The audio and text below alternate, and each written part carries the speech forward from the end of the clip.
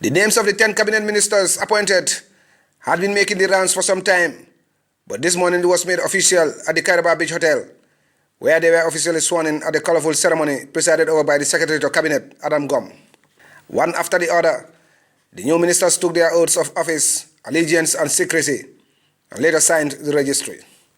Prominent among them was the UDP leader Ousainou Darboe, once imprisoned for protesting against the former government, and now heads the Ministry of Foreign Affairs, International Cooperation and Gambians Abroad. The former opposition leader and lawyer has the challenging task of restoring the Gambia's battered image. The outspoken leader of the National Reconciliation Party, Hamad N.K. Bah, was appointed Minister of Tourism and Culture. Mr. Bah, who had worked in the tourism industry, has the responsibility of reviving the fortunes of a sector that is the leading contributor to the country's GDP. Omar Amadou Jallow, a veteran politician who kept the PPP alive, returns to a ministry he once headed. However, Mr. Jallow faces the grim prospect of revamping an agriculture sector controlled and dominated by the Kanilai family farms. OJ, as he is fondly called, has made it his campaign promise to revive agricultural production and set up cooperatives to help farmers. Therefore, the farming community will look forward to his appointment with optimism and hope.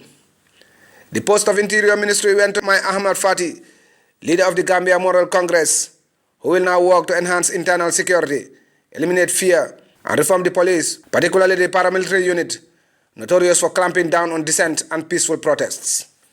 Dr. Aissatou Touré, the first woman independent presidential candidate, is also the only woman in the partial cabinet.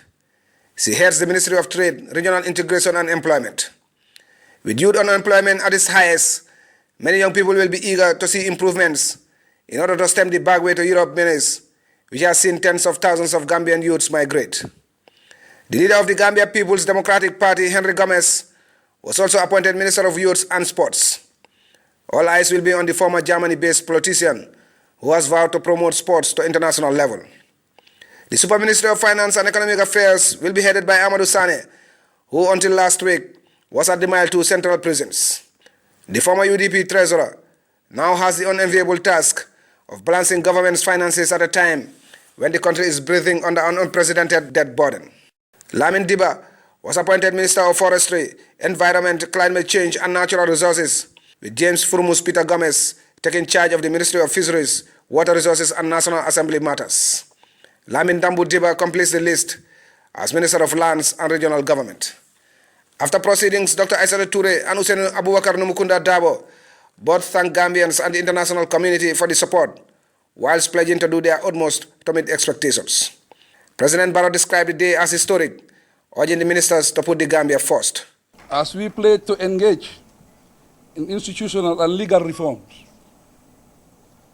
I urge you to work hard for us to achieve a goal as a government and leave a legacy for a situation of institutional and laws and procedures that will transform our country into a full-fledged democracy and facilitate a social, economic, and political development for our people in the New Gambia.